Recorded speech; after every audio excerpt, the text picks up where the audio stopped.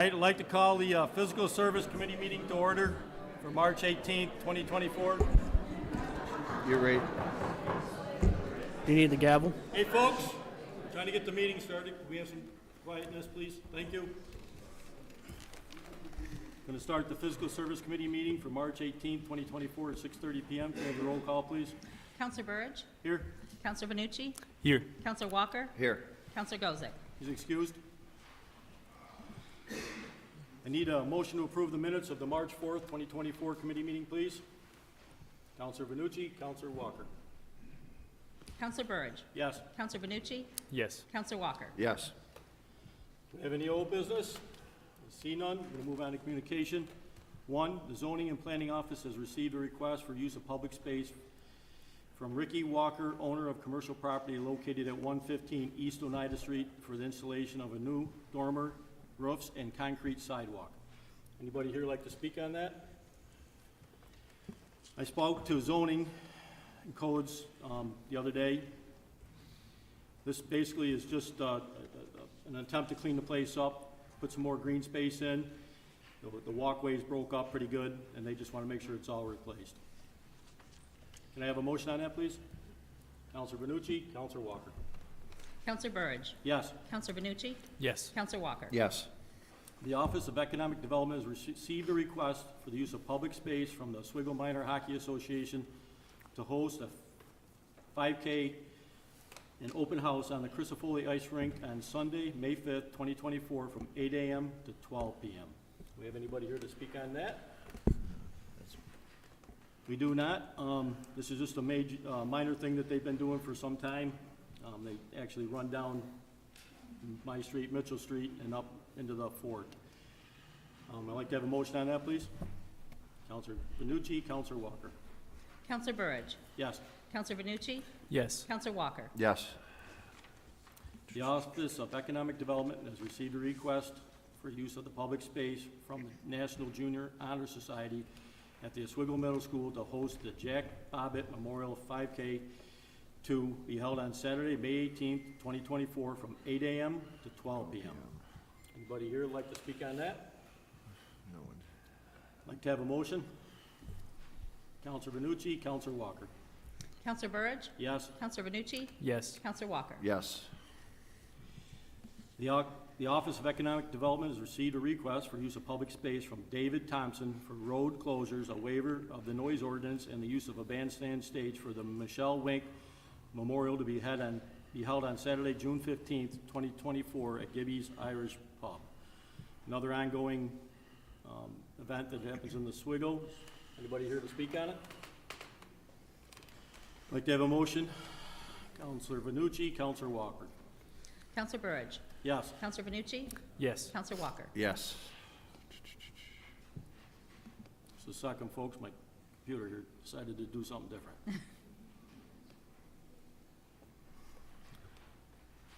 Number 4, I'm sorry. Oh, I'm in the wrong section here. 5.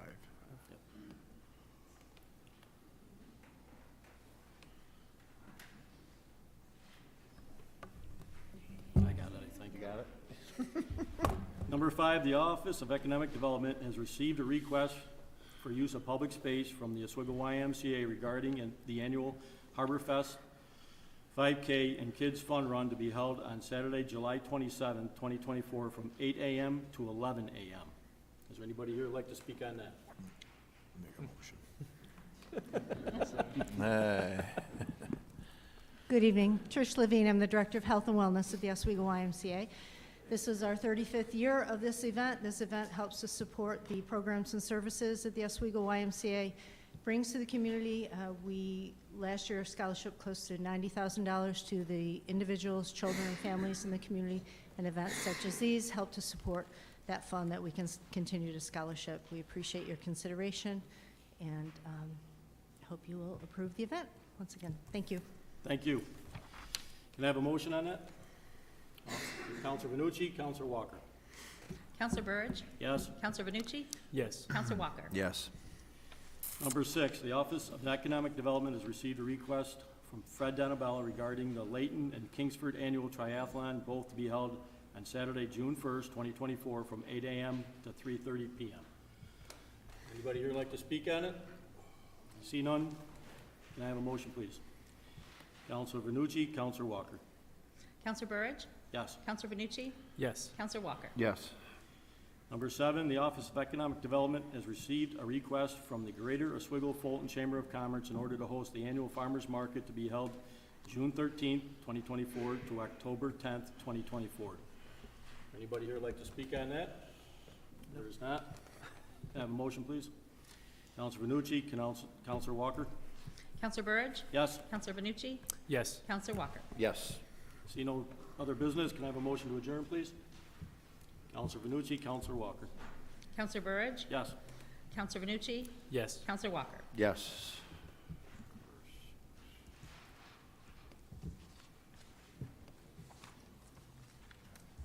At this time, I'd like to call to order the Administrative Services Committee. Clerk, please call the roll.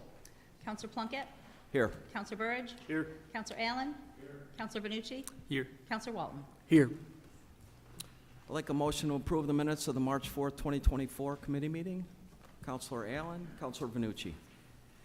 Counselor Plunkett? Yes. Counselor Burridge? Yes. Counselor Allen? Yes. Counselor Vernucci? Yes. Counselor Walton? Yes. Any old business? Okay, I'd like to move on to communication. Item number 1, City Clerk Mark Tesoriero requests discussion regarding the purchase of a new agenda management software used for committee and common council meetings. Mr. Tesoriero? Yes, good evening. So we got a call from Novus maybe 6 months ago that they were retiring the product that we have, and they had a replacement product, but through the process, we found out that they wanted $12,000 for us to port to the other product plus what we were paying. So that prompted me to go out and look for other products that were comparable. So we reviewed several products, and we've chosen Civic Plus as being the best option. It does pretty much everything that Novus does. It's a little better like interface and that type thing. So the cost on that is going to be about the same yearly as what we were paying for Novus. There is a setup cost. It's $48.90, but that's going to transfer all the data from Novus into the new system. So we won't have to go separate places to get that data. So I think it's the best way to go. So we're just authorizing the mayor to sign the new contract with them. We'll probably roll it out sometime in June, and I think we'll be able to do the training in-house after we get trained, because it's pretty intuitive. So yeah, so I think it's going to be a good product. The other thing is we can also use it for all the boards. Novus was restricted to just the committee and council, and this one we'll be able to use on all boards. So. Does anybody have any questions for the city clerk? Councilor Allen? Yep, okay, thank you for that information. Yep. In June, when you do the transfer, are you expecting it to be seamless, or will there be a period where you will have no software? I think it'll be pretty seamless, but what we'll probably do is do a printed copy for everybody just for the first meeting, just to make sure that if there's any glitches, you have something to fall back on. But it seems to be much more web-based and like really easy to get. So I think it's going to be a low learning curve. Seamless transfer, okay. That's all I had, thank you. Yep. Anybody else have any questions? Can I get a motion, please? Counselor Walton, Counselor Vernucci? Counselor Plunkett? Yes. Counselor Burridge? Yes. Counselor Allen? Yes, Counselor Vernucci? Yes. Counselor Walton? Yes. Item number 2, the city clerk's office has received a request from the Oswego Speedway for a 2024 race license. Does anybody have any questions or comments, or anybody want to speak on this? This is pretty standard since the 1950s, the Oswego Speedway. Can I get a motion, please? Counselor Burridge, Counselor Vernucci. Counselor Plunkett? Yes. Counselor Burridge? Yes. Counselor Allen? yes, Counselor Vernucci? Yes. Counselor Walton? Yes. Item number 3 on the agenda, Craig Rebior, Commissioner of Public Works, Parks and Recreation, requests authorization for the mayor to sign 2 different agreements, one for a shared services agreement with the New York State Department of Transportation and a professional services agreement with Valley Locksmith. Commissioner? Good evening. Greg Rebior, Commissioner of Public Works. The first is at the request of New York State Department of Transportation. This is practice that's going on between us and the DOT for several years. They're just putting it in, making it official, putting it on paper. We are looking at, you'll see in the actual resolution, a 4-year agreement with them. It gives us access to things like message signboards, various equipment that they have that we don't. Also, if there were an emergency, if they lost, say, most of their staff at the Mexico garage due to illness, they could call on us to possibly assist them plow 81 or their responsibilities. It's a good mutual agreement. Recommend that go ahead and have the mayor sign this for us. The second part is for Valley Locksmith, who we've been using Valley Locksmith for a few years now as our locksmithing service, professional service agreement. Rick is very proficient at what he does. He's very responsive. He's very responsive to our needs, shows up when we need him, takes care of what we need on a regular basis. He did have a rate increase this year. That's what prompted the new agreement. He went from 75 an hour to 95 an hour, which is, we've checked, that's about standard for locksmithing service, professional locksmithing service around town or in this area. It's a multi-year agreement. Depending on if Rick decides to raise his rates again, then we'll come back and revisit. Any questions? Can I get a motion, please? Counselor Allen? Counselor Vanucci? Counselor Plunkett? Yes. Counselor Burridge? Yes. Counselor Allen? Yes. Counselor Vanucci? Yes. Counselor Walton? Yes. On to item number 4, Craig Rebior, Commissioner of Public Works, Parks and Recreation, requests authorization for the city chamberlain to complete a budget amendment to the municipal buildings contracted services account in the amount of $15,000 for the cleaning of fresh and waste oil tanks owned by the city of Oswego. Mr. Commissioner? This is the former Shapiro property on West First Street. When we did an inspection of the building after we took ownership, we found some their waste oil tanks in there. We're still had oil in them. This is professional service to have those tanks professionally cleaned and certified. We'll then be able to recoup some of that money. We'll send them to auction, and so some of that money will come back into the general fund. You know, there's no guess as to what estimate value is of those tanks. Any questions? A motion, please? Counselor Burridge? Counselor Walton? Counselor Plunkett? Yes. Counselor Burridge? Yes. Counselor Allen? Yes. Counselor Vanucci? Yes. Counselor Walton? Yes.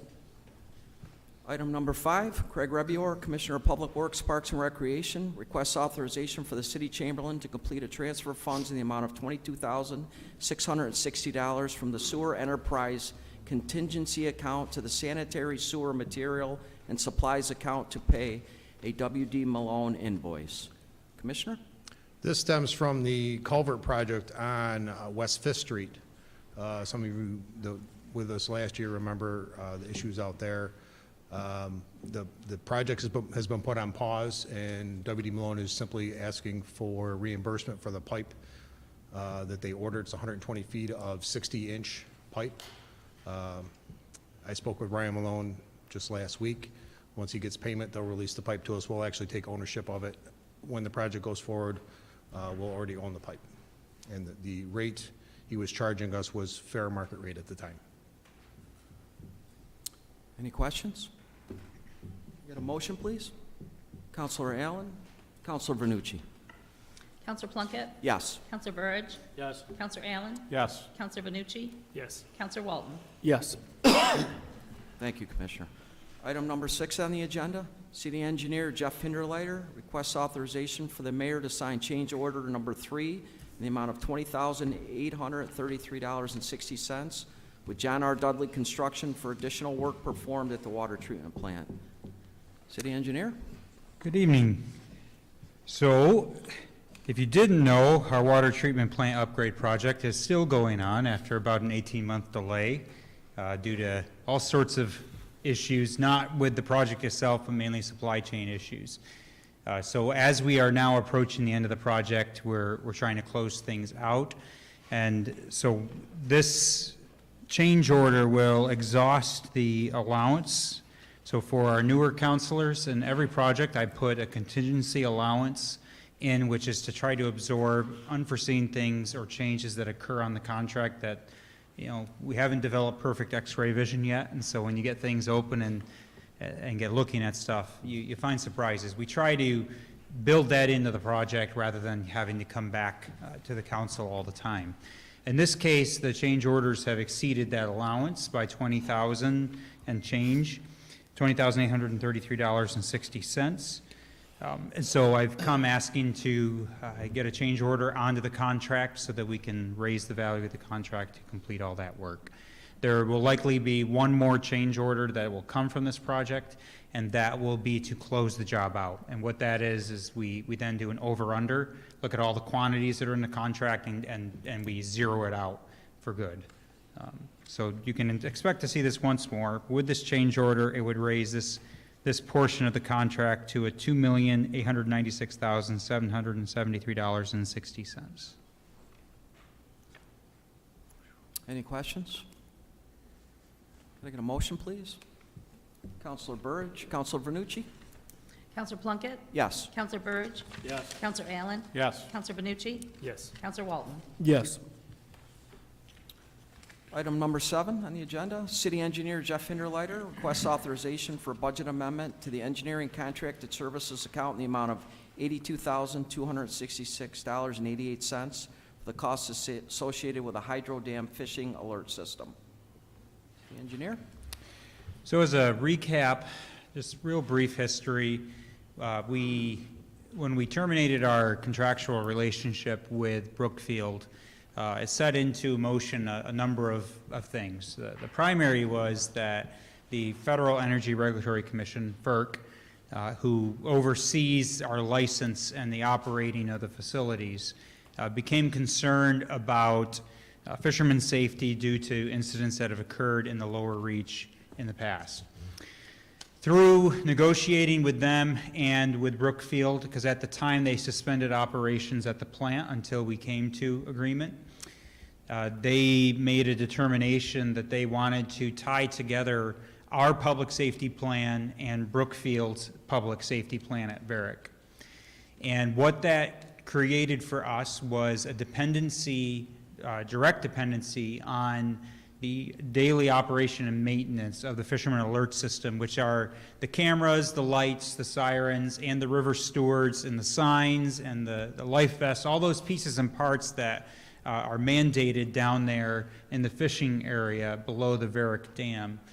And so once we were mandated by the feds, the leverage was then really put into Brookfield's hands to say, well, if you got to have this system for it to operate, then we should have some skin in that game. And it's hard to disagree with that. And so we negotiated and settled on the previous council on 50-50, that 50% of the operations, maintenance, and capital improvements of that plan would be borne by the city, and 50% would be borne by Brookfield. So what you see is for the year 2023, the total cost for maintenance, upgrade, and operation of that fisherman alert system was $164,533.76. So our share of that is $82,266.88. That represents 50%. That contract that the previous council approved and we have entered into with them, that agreement, has a cap that it should never exceed $120,000 on our share per year. Going forward, this will be an item that we will hope to put in the budget so we can see that it's reflected there, so we're not coming back for a budget amendment. But at this time, it wasn't included in the last budget, and so here I am asking for us to be able to pay this. Anyone have any questions for the engineer? Counselor Allen? Yep. So how many years have we been doing this? This is the first year. This is the first year. Okay, then I have no more questions. Thank you. Yep. But when we negotiated this, I told them that I needed to see kind of what their costs were, and Brookfield was very open with that. They sent me what their budget is, their annual costs, and they gave us a capital program showing what was being mandated to be fixed by the FERC and what they needed to upgrade to keep the system modern. And so before we got to that number 120, we spent a lot of time looking at it and going over it. Pretty confident we'll be under that number most years.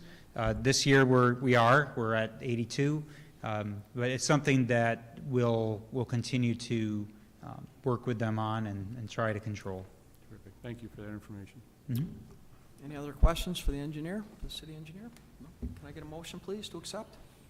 Counselor Allen, Counselor Walton. Counselor Plunkett? Yes. Counselor Burridge? Yes. Counselor Allen? Yes. Counselor Vanucci? Yes. Counselor Walton? Yes. Item number 8 on the agenda, City Chamberlain Deborah Code requests a budget amendment for 3 accounts in the amount of $60,000 to complete required auditing services. Thank Ms. you, Cole? Thank you, Counselor. We were fortunate enough to receive a lot of state and federal funds through our grants that has required us to have additional audit testing per the federal guidelines. So this is basically for our DRI, our READY, FEMA, and EFC state and federal funding, the auditing thereof. Anyone have any questions for Ms. Code? A motion to accept, please. Counselor Allen, Counselor Vanucci. Counselor Plunkett? Yes. Counselor Burridge? Yes. Counselor Allen? Yes. Counselor Vanucci? Yes. Counselor Walton? Yes. Moving on, item number 9 on the agenda, Mayor Robert A. Corradino requests discussion regarding a request from the Port of Oswego Authority to modify a section of East First Street to accommodate larger than normal vehicles. Mayor? Good evening. Tonight represents the culmination of about 8 months of work. We've had state DOT people zooming in for meetings.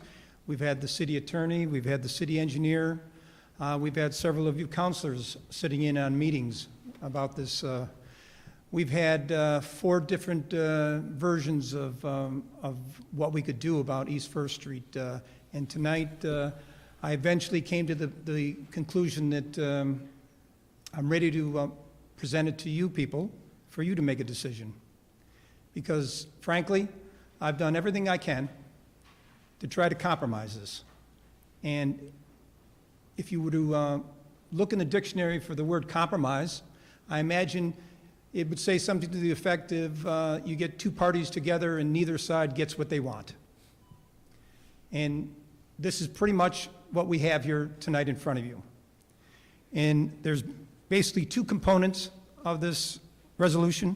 One is the modification of the median, the northern portion of the median, about 15 feet of it, to eliminate that, so trucks of 80 foot or less can make the turn from the port.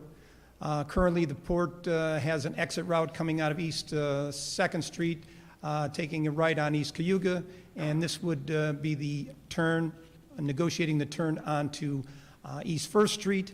And again, 15 feet of that median would have to be removed for trucks up to 80 feet. In addition to that, to address any safety concerns, we're going to, in the middle of the block, there is a bump out, part of the plan. If you read it and you saw the map, it includes putting in striping and also speed bumps to slow the traffic down. So those are the 2 components about this resolution. And basically, the third item is the fact that the port is willing to pay up to $25,000 for the repair, or not repairs, but the renovations to this. In conclusion, as I said earlier, I've gotten to the point where I can't do any more about this. I've spent over 8 months of my life trying to get 2 parties together to see if we could compromise. And tonight is all I've got for you guys. I can't do any more, and I'm hoping that you're going to, after me, I know you're going to hear from several partners or several community leaders here and from the port. And the only thing I ask you to do, because I sat in those seats for 8 years, the only thing I'm asking you to do is to listen to each and every one of them and to try to separate rhetoric from facts and to ask each of yourselves a question. Will these modifications be good or bad for our community? Not for an individual business, not for an individual entity, but is it good or bad for the community? That's all I'm asking you to do tonight. And I hope you don't table it. I hope you actually vote on it, either yes or no. But I really, really don't want to see a table. I'd like to see this thing end one way or another tonight. 8 months of my life. Thank you very much. Thank you, Mayor. Would anyone like to speak on this? Good evening. Connie Cosmano, Vice Chair of the Port Board, Mayor, City Attorney, Councilors, staff, fellow citizens.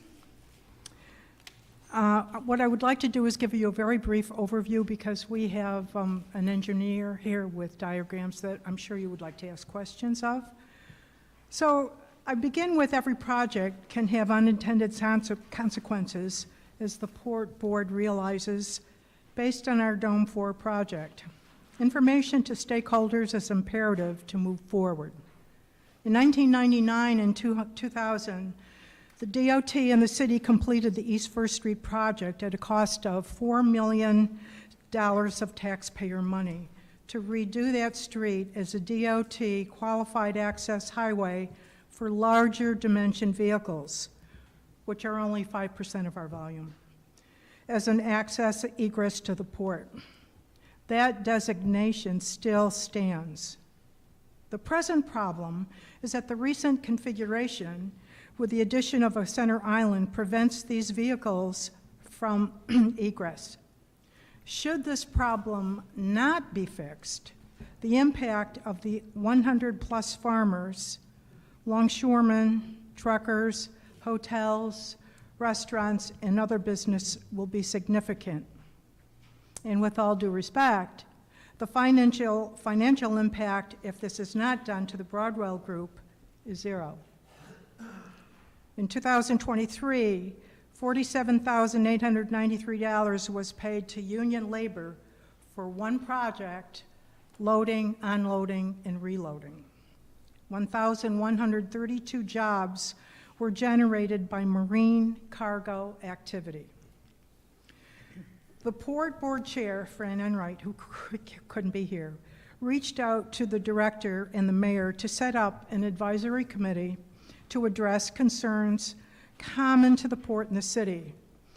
We are proud that there have been 4 meetings. This committee consists of the mayor, Mayor Cordino, Jeff Hinderleder, the engineer, Councilor Burridge from 2nd Ward, Councilor Plunkett from the 6th Ward, and Council President, and Councilor Walton from the 1st Ward. From the board, Director Schreiber, Fran Enright, Connie Cosmano, Carl Rode, our engineer from CNS, Kitty Macy Board, Pat McMahon, and Tom Duran from Boaters. Our first meeting was December 1st, 2023 at the port. Second meeting, February 5th, 2024 at City Hall. Third meeting, February 22nd, 2024 at the port. And February 27th at the port with the Mayor, Cordino, Schreiber, and Casamento. December 1 was a general discussion of projects, and the next meeting was set. February 5th, Jeff Hinderleder and Carl Rode, both city and port engineers, explained possible solutions to return East First Street to a designated truck route that would safely accommodate contiguous business. Carl would run cost estimates with the state to be addressed at the next meeting. The mayor was focused on cost. That discussion included that the port is in an ongoing effort to obtain Hammermill property as a long-term solution, but through a lengthy process, and that East 2nd Street route is just not viable. February 22nd meeting, the city, port, and Broadwell Group participated. Jeff and Carl presented 3 options to redesign the island for egress that varied in cost from $202,287 to $134,877. After lengthy discussion, the committee agreed that all were more costly than expected. The mayor was duly concerned, as was the port. Several days later, the mayor came to the port to view a newly scaled-down reconfiguration of the East First Street project, which is the design that's now under consideration and the least expensive, at an estimate of $30,173 if DPW can conduct the work, where the port has agreed to contribute $25,000. The mayor agreed to share this new version with the councilors. This version would include removal of 15 feet on the north end of the island, that north entry stays. Remove the western mid-block bump out and replace it with an at-grade pavement marking crosswalk and temporary speed bumps. And there will be 2 new additional parking spaces created on the west side of the street as a result of the removal of the bump out. And so basically that's how we got here, and this is the project, and I would like to think that you have questions, and we have some people here that can answer them for you better. Thank you. Thank you, Connie. Anyone else like to speak, or anyone have any questions for Ms. Cosmeno? I'm George, Buddy Broadwell.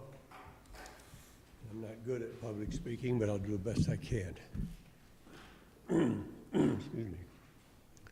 I'm going to ask you to vote no on this resolution. There's 3 big reasons. There's more than that, but I'm going to kind of touch on 3 of them.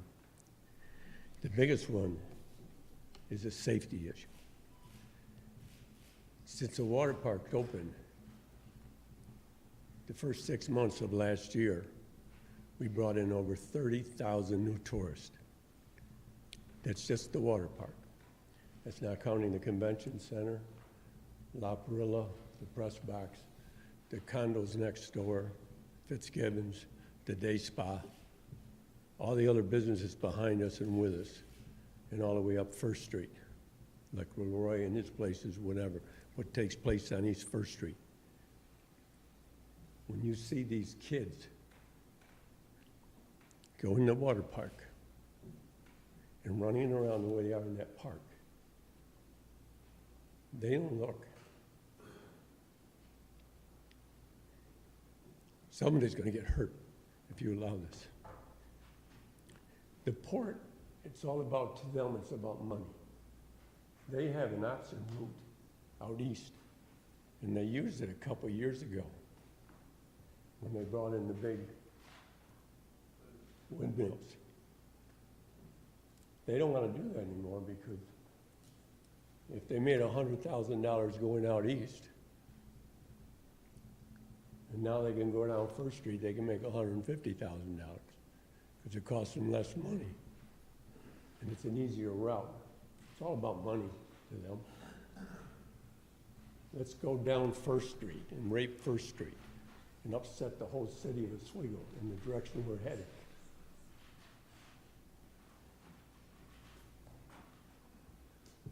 You can't allow them to do that.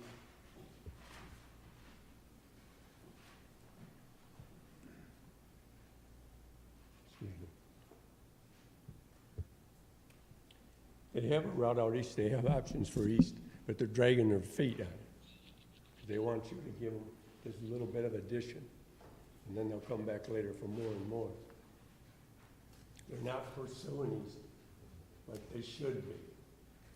The Hammermill site. It's for sale. It's available. But they want to take First Street. They've proven they can go out east. But they want the short route so they can make more money. Less hassle. They don't pay taxes to Oswego. They don't pay school taxes.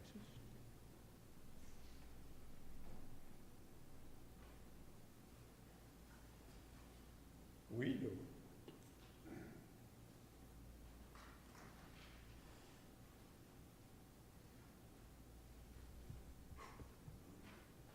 I'm very emotional about my project.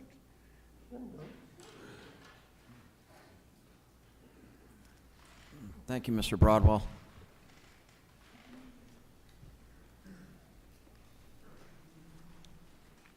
Councilors, my name is Bill Scriber, Executive Director of the Port Authority. I've been there, well, Council President, going on 15 years.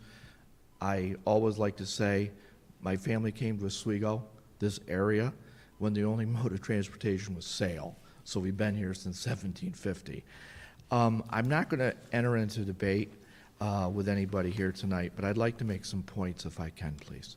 Number one, the Port Authority is a state Authority. We do not make a profit. Where we put our money is back into employees' wages.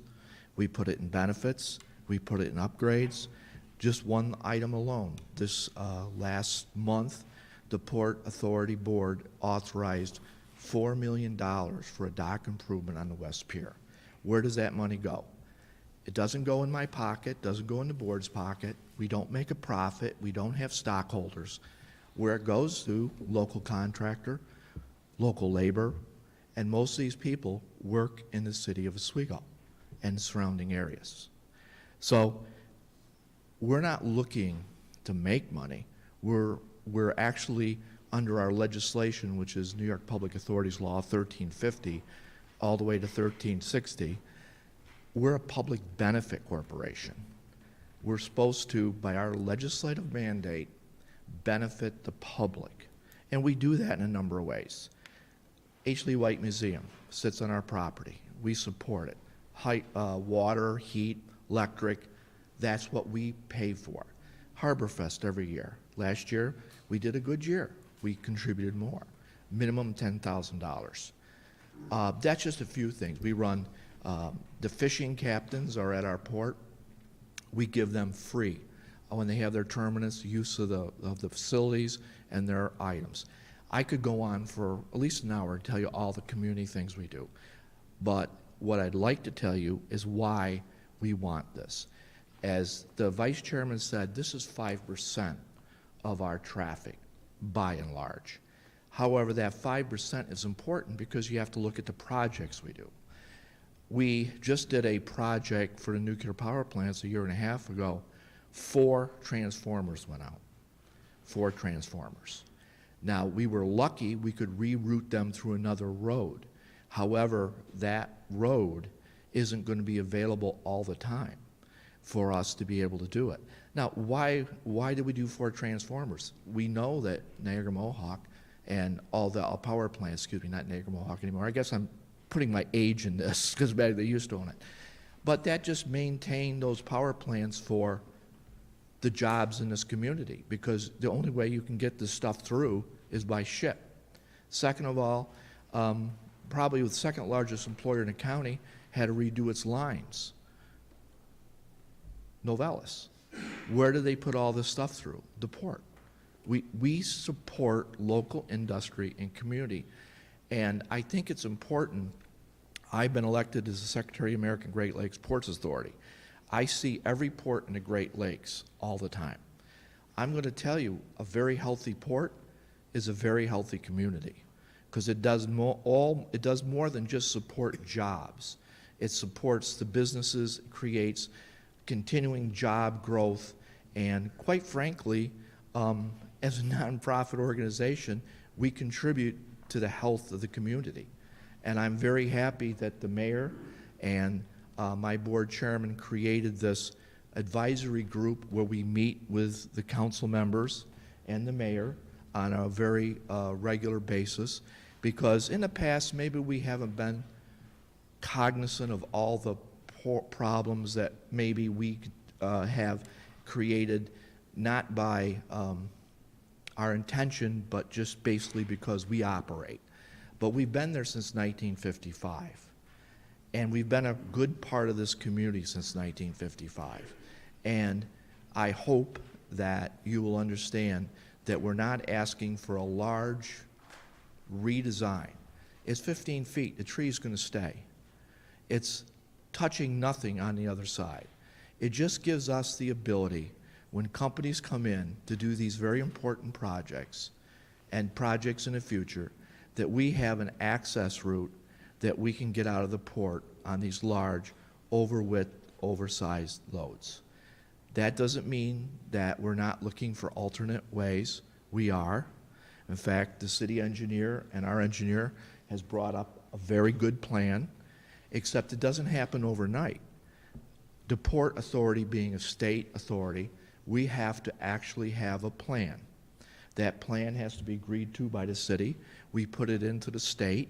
The state has a 5-year plan that we have to activate, and there's a lot of details that we have to work. One of them is money. The original plan which is this one right here, that the city was a part of and the vice chairman spoke to in 2001, that took a number of years to create that report, and it was East First Street as the way out of the port and in the port. So my chairman and my board is committed to looking for another way out of the port. As actually our engineers, they actually gave a very excellent, your city engineer gave an excellent plan. That's something we are going to put in our long-term plan, which is our 5-year plan, and ask for money.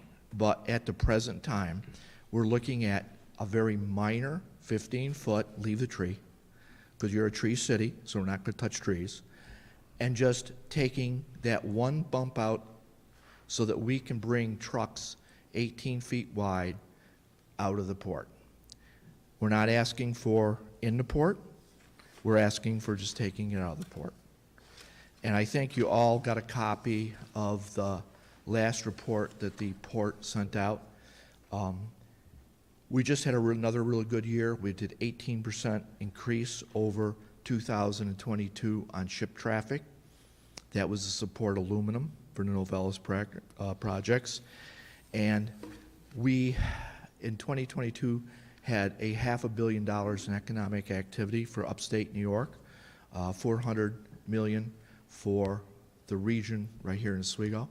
So I would say that we contribute a lot to our community, and that community we want to get along with and be good friends with. So I'd be more than answering questions that you had, but I'll sit down now. Yes, sir. I have one, we come forward with $60,000 project, we gotta reduce to $30,000, and you're only gonna give $25,000? If someone was coming to ask for something, you think you pay for the whole project, in my book. Well, I think the discussions. Finish, please. Now, you got $30,000 for the city to do it. Now we're paying man hours, all their sick time, their benefits, and we're losing a lot of our talent. They can be doing other projects. And that place is beautiful down there, so that's kind of a slap in the face to us, I think. $25,000. Thank you. Yes, I think that we had discussed previously that there may be other contributions. Possibly, we discussed with the chairman of the legislature and the county administrator. The county could help us. That was discussed. Also, we were looking at possible other funding sources. But the bottom line is that these alterations are very minor compared to what was originally planned. And I think you have to consider the economic impact of this. Just one project, as my vice chairman said, brought not us, it's not a profit. That $47,000 we did not keep. We paid the people in this community primarily to work at the port. That's one project. So what I'm saying is, I think that if you look back in 2022, when we had 3 windmill projects, did not your sales tax go up drastically? Why? The project brought sales tax in by they ate here, they bought diesel here, they stayed in hotel rooms, they bought stuff here. That was brought to this community by the port. So I think that when you look at just not the balance sheet, but what we bring to the table for your sales tax and others, I think that we more than pay for this minor project. But what more I think is that we can cooperate with the county.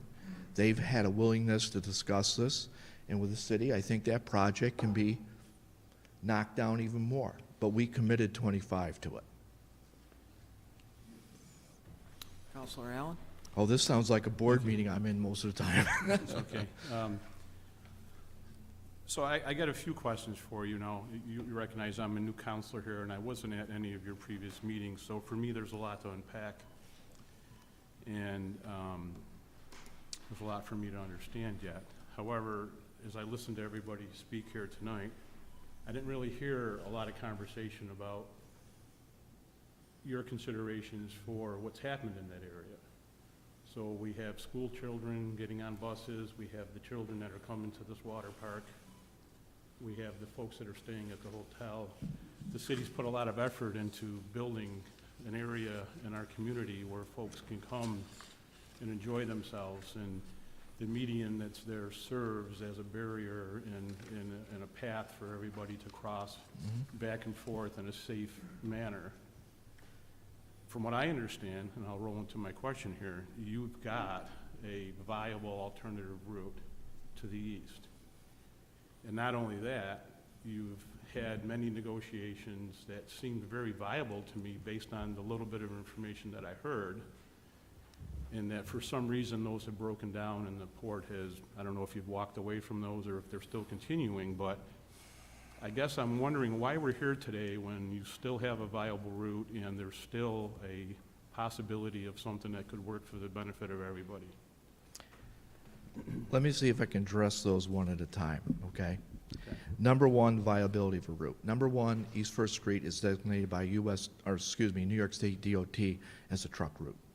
I'm sorry, can you repeat Is that? designated as a truck route. Okay. That's in their plan. It actually has East First Street there. The reason it was designated as a truck, it was rebuilt in 2021, 2023 to do that. At the time, it was a city and port and state project that it was the only viable way to get out of the city of Oswego for the Port Authority. Okay, that's one. I didn't write that report. In 2003, I was somewhere overseas. I wasn't here. The second question, there's another viable route. Actually, there's not yet at now. We did have a route where we constructed a road, a temporary road for the 2022 windmill project. That is not viable for daily traffic. Why is it not viable for daily traffic? Number one, we're coming in past where DOT is and down through streets that aren't designed for it. And two, the road that we used, which is called the Fitzgibbons Connector Road project, was never designed in 2014, Carl? Yeah, 2014 for daily traffic. It was designed for one thing, to bring certain projects out of the port into the Fitzgibbons area. Now, that is just facts. As far as the future of the port, and as far as the discussion on that other piece of property, we, because we're a state authority, has to follow a set of rules. We're not a business person who can just simply write a check and pay whatever. We have a set of procedures. We went through that with the company that owns that property in question, and gave them a number of offers that were within a realm that we could legally offer. That broke down. At the last meeting of the Port Authority Board, they authorized an eminent domain proceeding on the property. What that means is, just as you, counselors, I know you're new, the city put an eminent domain over the West Pier in the Yacht Club. Well, we have, as a state authority, the right to take property in the public interest. We believe it's in the public interest to take that property. We are now in the process of that. That will be a lengthy process. It's not going to happen overnight. We are committed, as I said before, to creating another route out. But in reality and factually, that East First Street was designed for one purpose. That purpose was to take our port traffic out and in.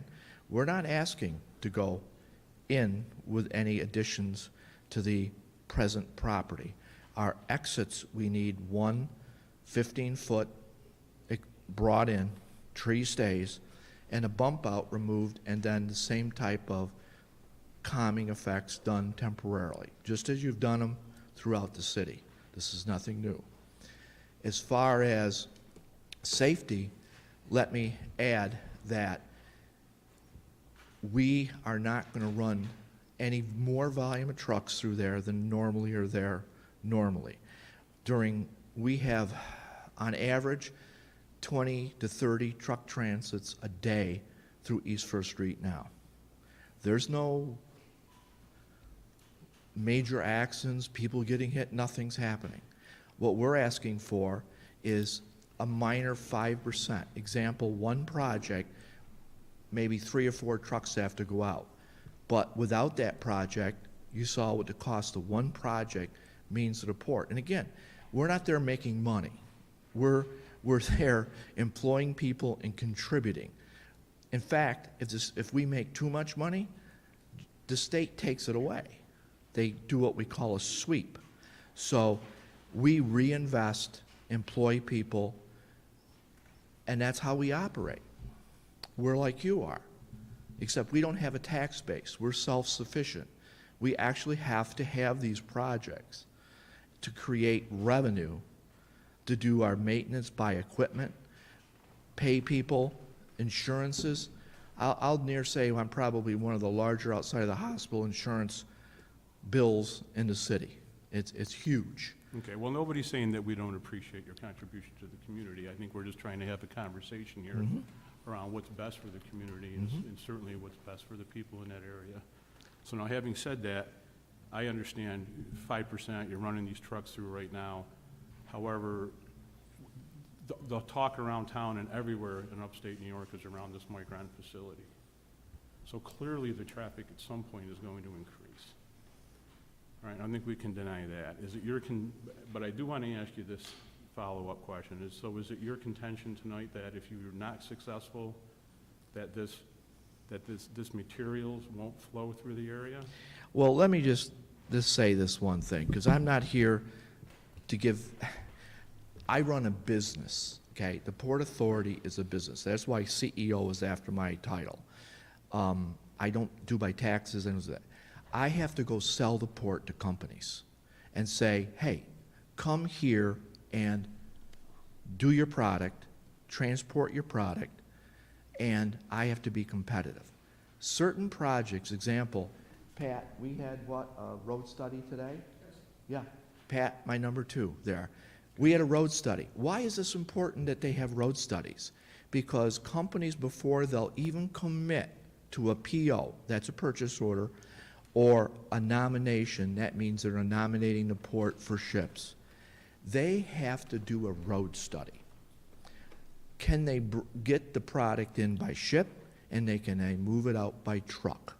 And that's really my question. You're kind of giving me a long answer there, and it's getting a little convoluted. I really wanted to hear, and excuse me, but I really wanted to hear, do you have an alternate route, and do you have a plan B? We do not now have an alternate route for normal traffic. Let me finish, please. Oh.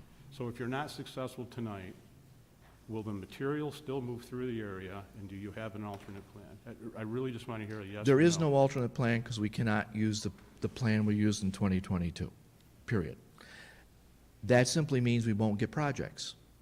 So that one project that the vice chair talked about, that project goes away because that road survey that Pat's talking about will say we can't get it out of the port. So we're not going to go through the port, which means we don't have the project. So thank you for that. Thank you for that brief answer. So now, having said that, and I'm just trying to understand things here now, okay? You've started a very, very lengthy eminent domain process that's going to take many years and cost an extreme amount of money for the difference, from what I understand, and maybe I'm missing some facts here, or from the difference on what the offer was for the property and what you were willing to, and what they were willing to accept, is probably a fraction, I mean a small fraction, of what you would have spent, or what you're going to spend on this eminent domain process, which is going to extend on for many years. Does that pass the common sense test for you, for somebody whose responsibility is to look out for not only the well-being of your business, but the community that you're telling us that you support so strongly?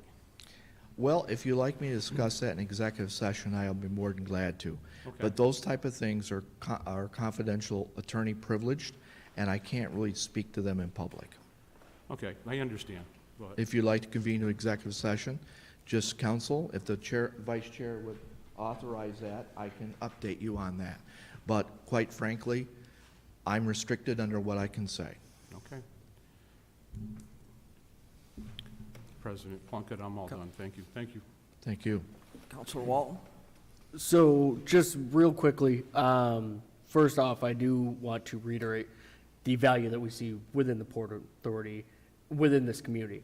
One of the aspects I want to just kind of lay out there for both this committee and council consideration furthermore is what is the time frame that you are looking for, both with this project and whatever you're looking to start with these 5% increases? I would be happy within the summer construction season to do it.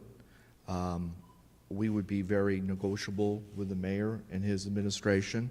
As I've spoken, as if the council approves this, then we would go into negotiations. I would be looking to the state and the county to assist in reducing the costs. I know the chairman of the legislature has been very positive with discussing the possibility. I would say we're looking at several months into the summer possibly. It would all be determined upon when we could break it. We're not asking for a lot. You know, that 15 feet is not a lot to move. So I would think it would even take, I hate to say my engineer's wrong, but I wouldn't think it would be probably taking that long. Thank you. Any more questions for Mr. Scriber? Thank you for your time. Thank you. Anyone else like to speak? Thank you to Councilor Shane Broadwell.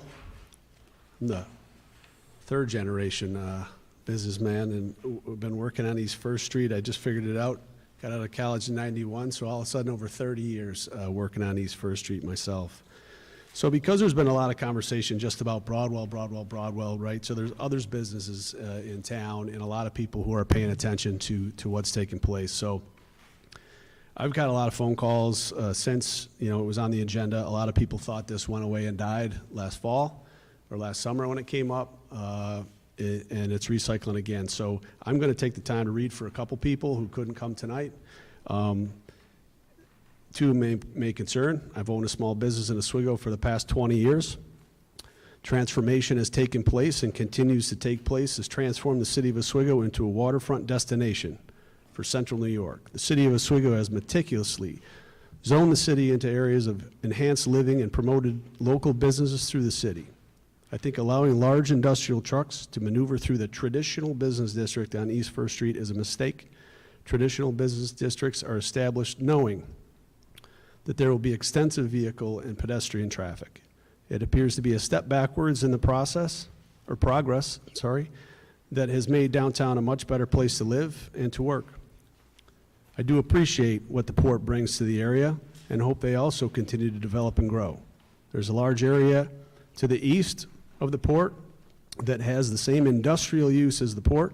The port should consider establishing a permanent route out of the city utilizing that industrial area. The port should establish the route to the east before the city of Oswego continues to make exceptions, which includes tearing down and rebuilding East First Street. The city of Oswego should also consider the safety, traffic, and pedestrians in the traditional business district. This is from Ed Alberts from the River Walk, Old City Hall, the Foundry in Little Oaks. To whom it may concern, the steps taken over the last few years within our community to enhance and enrich this well-being of our neighbors, and in turn, local businesses, in order to attract new neighbors and visitors alike, should continue to progress, not regress. Projects such as East First Street beautification should be preserved and not be forced to take a step back into its true intention of providing a safer, more welcoming atmosphere for everybody utilizing the locally owned and operated businesses surrounding this area. I believe it would be an egregious mistake to remove any portion of this area and promote larger, more dangerous access and trucks continually down this pathway. Furthermore, I believe there is still common ground to be had with the Port Authority and its clear and present value to our community. It behooves us all to find alternate routes looking further east within the city to continue the growth and expansion. I urge the committee and the council as a whole to vote no on the East First Street modification. I appreciate your time and consideration in this matter. Adam Avery, local businessman. The next person reached out to me and is very frustrated She couldn't be closer to all the projects and modifications. And the same as last summer, and the same as right now, the mayor or no counselor or anybody has reached out to her to talk about the impact from her business, which is the Port City Day Spa, beautiful location on the street. To whom it may concern, I've owned the Port City Day Spa in Oswego for 13 years. I'm happy with the transformation in the last few years that has gone on East First Street. It has come to my attention that the city is now wanting to change the pedestrian-friendly street to a thorough way of the port, allowing large truck traffic. First Street is the home to several small businesses, hotels, water park, apartments, restaurants. I'm worried about older clientele backing out of my parking spaces now. I'm concerned about the safety of all clients with large trucks. This will be a huge safety issue as most people are backing out of the parking spots into the street.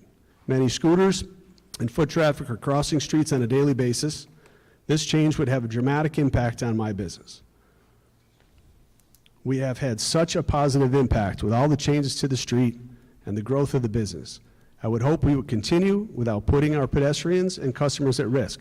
Hopefully the city will consider the safety of its people and continue to make it small business friendly. Respectfully, Cynthia Reed, Port City Day Spa. Lastly, a couple comments. Steve Canale owns the entire Freight House Properties. As owner of Freight House Properties on East First in Oswego, I'm not in favor of the median being torn up on East First Street in Oswego. From Allison Scanlon, the press box, as part owner of the press box, we do not in favor of anyone tearing up any median on East First Street. So there's a lot more people paying attention to this than it just seems that the Broadwells are standing here in front of the council repeatedly to take this on. So I'll back up to last summer when no one had reached out to anybody on the entire block, and until it reached the newspaper on a Friday, did then Councilor Cordino or any of the councilors reach out to anybody up and down that street. Until it reached the paper on a Friday, it was already in front of the council or coming in front of the council on a Monday. In the end of it all, just before the vote, it was pulled. But since we had known the conversations that it would be resurfacing. So with regard to this, it's very hard to understand or trust anything that's coming out of the Port Authority at this time. Since the very beginning, when you read the resolution, that at the time, it read Micron, and it was all about Micron. Micron. We're going to lose it, we got to have it. But you didn't read right next to it, it also said, but not limited to, which basically is Pandora's box. But not limited to. The Port Authority does not have any signed agreement with Micron. We haven't talked about Micron. We'll have its own rail spur. Conversation with DOS and leadership says any large shipments coming out of would be taken by rail. So all the conversation about 120 footers, all this modification, mostly is coming from the Port Authority using that as leverage to leverage the council to make these changes. It's been failed leadership from the port that lost going east. They owned the property at one point. Now they're without it. They need to be forced to get back to the table to make that move. That's the only direction. He waved around a plan. This conversation has been going on since the inland port conversation. And all of those plans and renderings all show all things going east. Through the DRI processes in 17, you all know, I mean, see, look what's happened out in this community.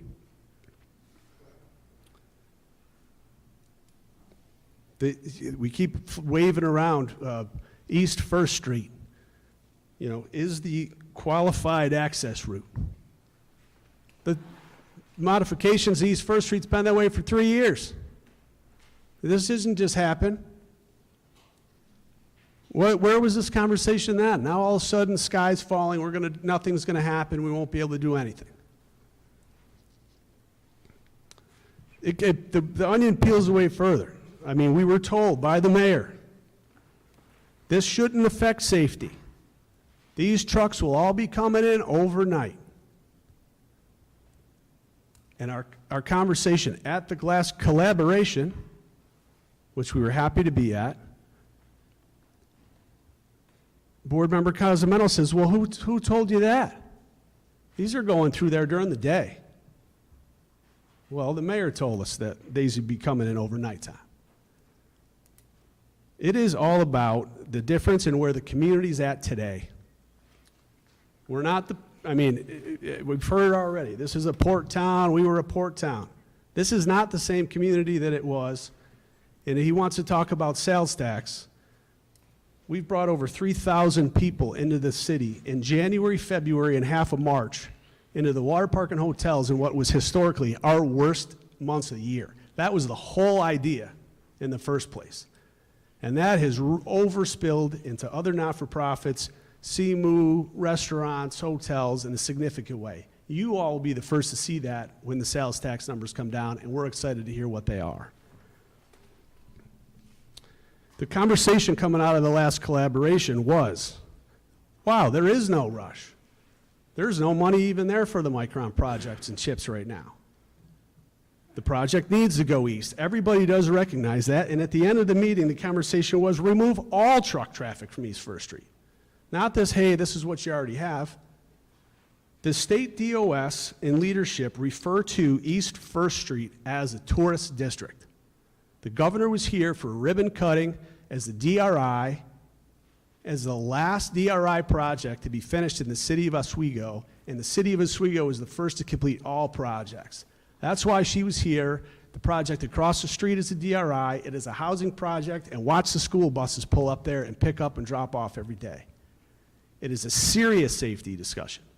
Remove all traffic from East First Street, and if you give them East First Street, it nothing but delays the processes for where they need to get back to the table with the state DOT, the department, or DOS, and plan forward to move. Move back going to east, alternate routes. 2nd Street is an out. Modifications to the corner just need to be done. That was proven by another meeting here in City Hall with the mayor. It's all about the safety and where the community is now. We hope this council can respect that. Thank you. I left copies of the all of the letters for all the council and the mayor with the clerk.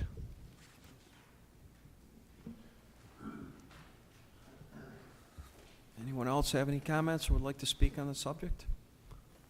I'll just say one last thing. Counselor Walton? So I just want to say one last thing in regard to, again, the value that we do recognize that the port does bring, regardless of what the committee finalizes on. We're all still happy to be part of that further discussion when it comes to, you know, the different DOT aspects that City Engineer Hindeleiter and all of us have discussed. I think that's important to keep that means of communication still open, regardless of the process this evening. Thank you. Anyone else? Councilor Yeah, Allen? I just want to echo those comments. I appreciate the frank discussions that we were able to have here tonight, and I appreciate everybody that turned out to speak on the issue. So I guess I just want to echo what my fellow counselor said here tonight. Regardless of the outcome, I'm hopeful that we can continue productive conversations and that we do appreciate the local businesses as well as the port. Thank you, Councilor Allen. Anyone else? Councilor Burge? Ian from the 2nd Ward. I'd just like to have a few things I'd like to mention. We've had some issues down there for quite a long time with the port. Myself personally, accepted a lot of calls from a lot of people, very, very upset, especially the people down by the lakefront. They've been getting the short end of the stick for a really long time dealing with the port. Right now, they've just put up a campsite next to Border Patrol. I don't understand why people unloading a boat needs a campsite. Doesn't make much sense to me. Now they're looking into putting a marina up. Again, if you're unloading a boat, I don't understand why you need a marina for a bunch of recreation when you're in a business to unload boats. My ward has dealt with a lot of problems down there. This windmill job we just went through actually turned out pretty well for us. Smooth, no problem from any of the neighbors, even though they drove right by their houses. It all went east. Didn't go down East First Street. It all went east, down Mitchell Street. I've actually sat out by the DPW and watched them pull out People were actually enjoying it. It's a sight to see them guys come out of there. No issues whatsoever. They have an opportunity to buy this building. You can build a campsite, you can build a new marina, but you don't want to buy something that would actually open up your door forever down there. If somebody else buys that property, you're done. Where are you going to go? You're not going to be able to get out of there. You're saying that you want to deal with Micron. Well, that's a lot bigger, stronger, heavier load that you're going to be looking to take down East First Street because it will be the only place you can leave. The only answer you guys have right now is go east. And it's time now to buy that building, at least try to make some effort into grabbing that building. Other than eminent domain is not going to get us there for years and years. We don't need that. Second Ward don't need it. I got a lady down there that she can look out her back window and see a pile of rocks and trees that you guys just pushed behind her building. If it was your house, I could only imagine what you people would say. Thank you. Thank you, Councilor Burridge. Anyone else in the audience or any of the councilmen like to speak? Okay. Can you get a motion to accept?